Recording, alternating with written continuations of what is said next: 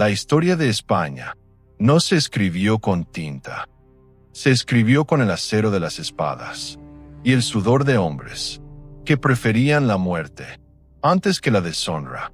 Hoy, el nombre del Cid resuena, como a mí tú, como una estatua de bronce, en una plaza vacía.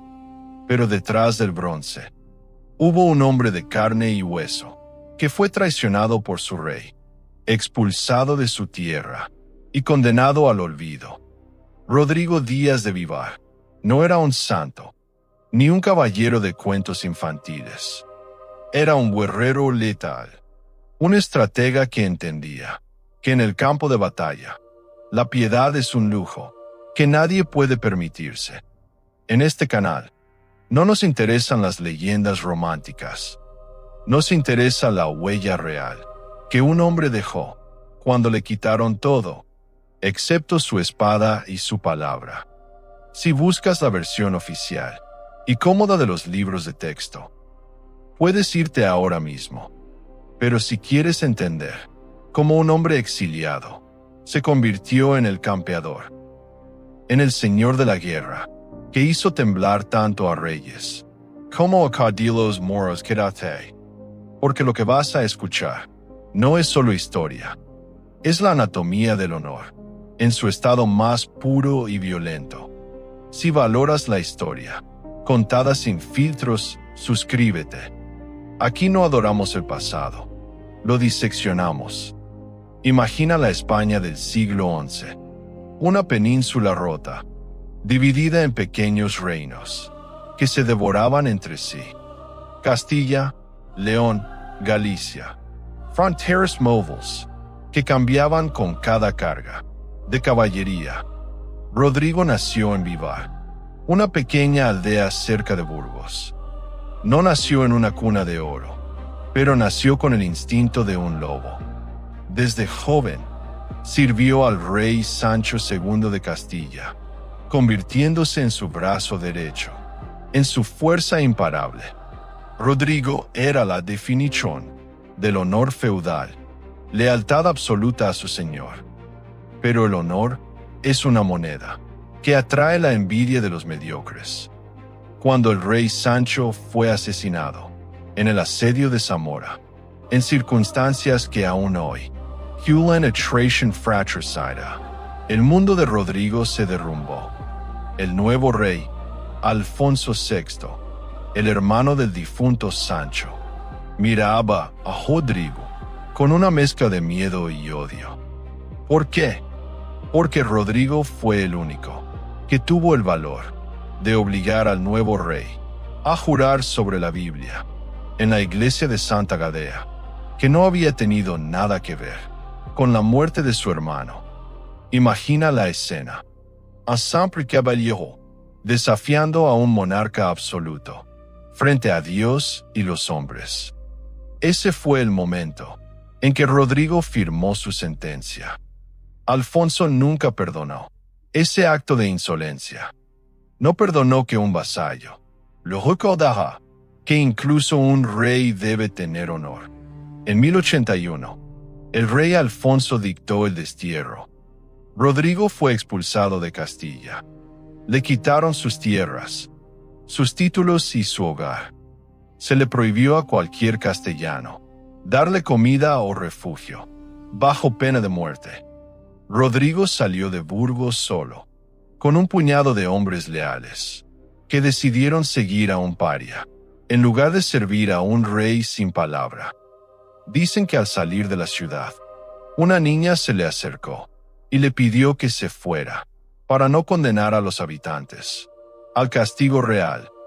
Esa es la soledad del héroe. Esa es la carga del honor. Pero lo que Alfonso no entendió es que no puedes desterrar a una leyenda. Solo puedes darle un escenario más grande para que demuestre quién es realmente. Rodrigo ya no era el caballero del rey.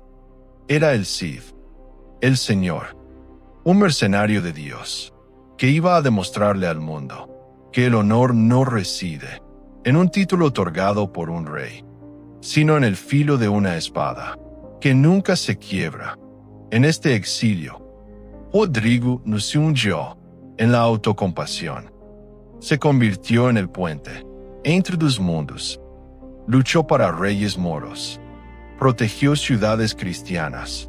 Y cada victoria que conseguía era una bofetada en el rostro del rey que lo expulsó. Rodrigo estaba construyendo su propio destino, paso a paso, carga a carga. Pero mientras su fama crecía, una amenaza mayor se asomaba desde el otro lado del estrecho.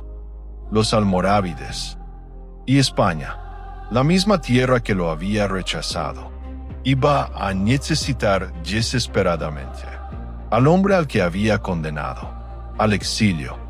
Si este inicio de la epopeya del Cid te está haciendo vibrar, suscríbete. No dejes que el tiempo entierre la memoria de los hombres que forjaron nuestra identidad. Quédate, porque la verdadera conquista de Valencia está a punto de comenzar. Rodrigo ya no era solo un caballero exiliado. Se había convertido en una sombra que acechaba los sueños de los reyes. Podían quitarle su tierra, podían borrar su nombre de los registros oficiales, pero jamás podrían arrebatarle el mando sobre el campo de batalla. En los años de su exilio, Rodrigo Díaz de Vivar forjó su leyenda, no con diplomacia, sino con la sangre de aquellos que se atrevieron. Sebastien Marlowe luchó para los emires de Zaragoza, defendiendo fronteras que sus propios hermanos de fe habían abandonado. Fue allí donde los árabes, impresionados por su furia y su nobleza, lo llamaron Sidi, el Señor. El Cid. Si te impresiona cómo un hombre sin patria pudo arrodillar a ejércitos enteros, solo con su voluntad, suscríbete ahora mismo. Aquí no seguimos a los que nacieron en tronos, sino a los que construyeron su propio reino desde la ceniza. Únete a nuestra legión y no permitas que la historia oficial te siga engañando. A finales del siglo XI, una tormenta negra cruzó el estrecho.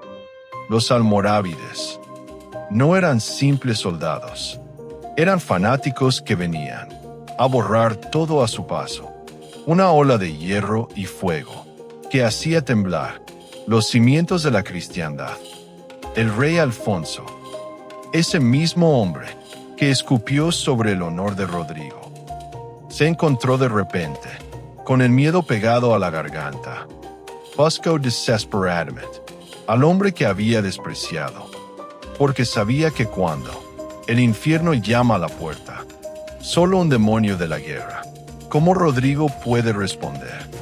Pero Rodrigo ya no buscaba el perdón de un rey mediocre. Él buscaba algo más grande.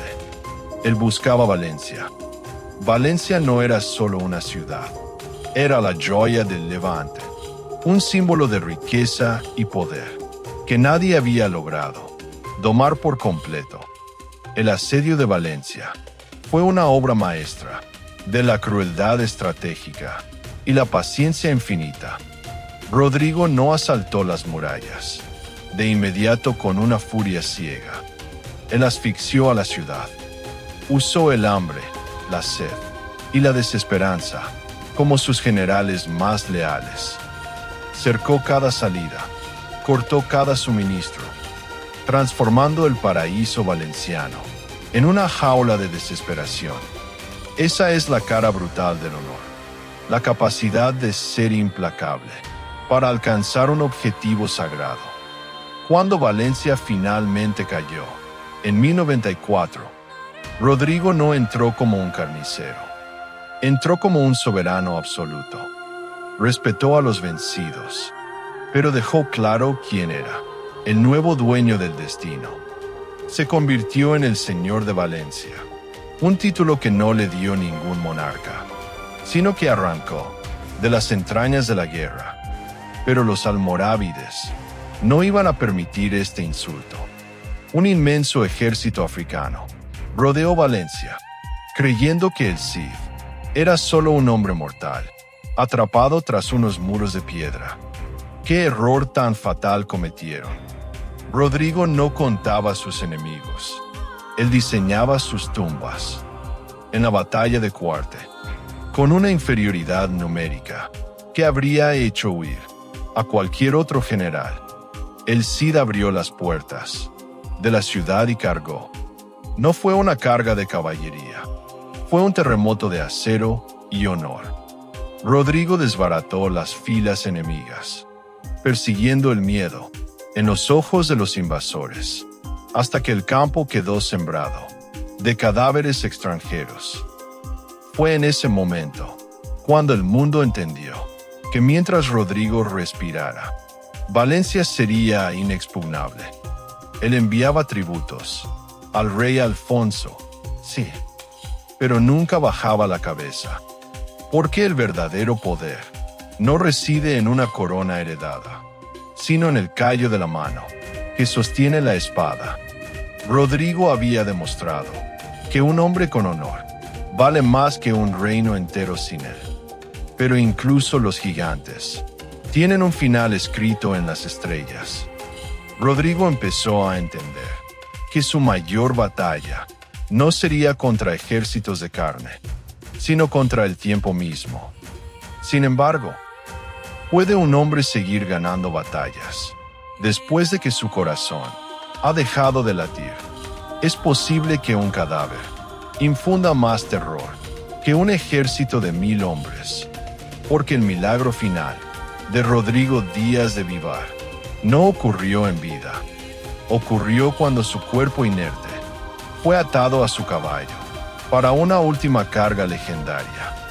Prepare it, porque estamos a punto de entrar en el reino de los mitos eternos. Esta es una conclusión épica, compañero. El cierre con la carga del cadáver de Rodrigo y el simbolismo de la espada tizona eleva el guión a un nivel de leyenda pura. Has capturado perfectamente esa mezcla de mística medieval y la crudeza de nuestra línea editorial. Incluso los mitos de acero tienen un límite biológico. Pero el honor de Rodrigo Díaz de Vivar no conocía la palabra fin. En 1099, mientras Valencia volvía a ser joyeada por las hordas almorávides, el corazón del campeador se detuvo. El hombre murió, pero la leyenda se negó a abandonar el campo de batalla. Imagina el silencio sepulcral dentro de los muros de Valencia. Su esposa, Jimena, y sus capitanes más leales sabían que si la noticia de su muerte cruzaba las murallas, la ciudad caería antes del amanecer. El miedo es un incendio que solo se apaga con la presencia de un líder. Y aquí es donde la realidad se funde con el misterio más absoluto. Cuenta la leyenda que, cumpliendo su última voluntad, ataron el cuerpo inerte de Rodrigo a su caballo, Babieca. Le colocaron su armadura, le ciñeron su espada tizona a la mano y abrieron las puertas de Valencia una vez más. Acá debe l'hydrando, una carga de caballería, un muerto que infundía más terror que 1000 guerreros vivos. Cuando los almorávides vieron aparecer a la figura de El Cid bajo la luz fantasmal del alba, el pánico se apoderó de sus filas.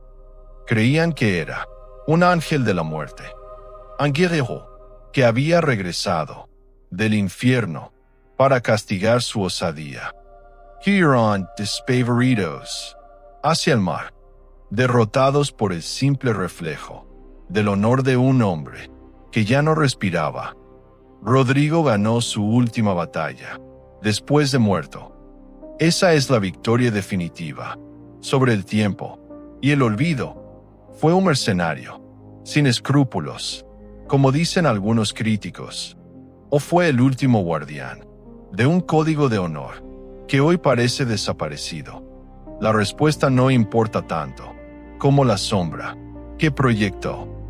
Rodrigo nos enseñó que el honor no es una medalla que te otorga un rey, es la columna vertebral que te mantiene en pie cuando el mundo entero quiere verte de rodillas. Su huella no está en las tumbas de la Catedral de Burgos. Está en el aire que respiramos cuando decidimos no traicionar nuestra propia palabra.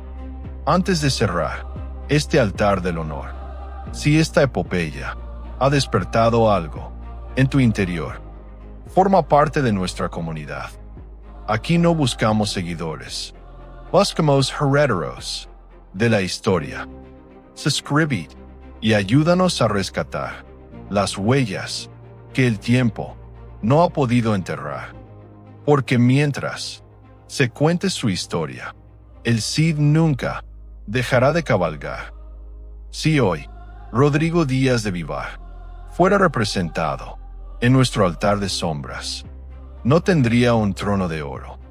Tendría la espada tizona con su filo marcado por 1000 batallas, un puñado de tierra de Castilla envuelto en un paño roto, apergaminó con el juramento de Santa Gadea manchado de cera de vela, y una herradura de su caballo Babieca, desgastada por los caminos del exilio, no para adorarlo como a un dios, no para ignorar sus sombras como guerrero, sino para recordar la gran verdad de este canal. Toda huella deja sombra, y en la sombra del Cid encontramos el refugio de los que aún creen en la palabra dada. La historia no necesita héroes de papel, necesita hombres de acero. Esto fue la huella que dejaron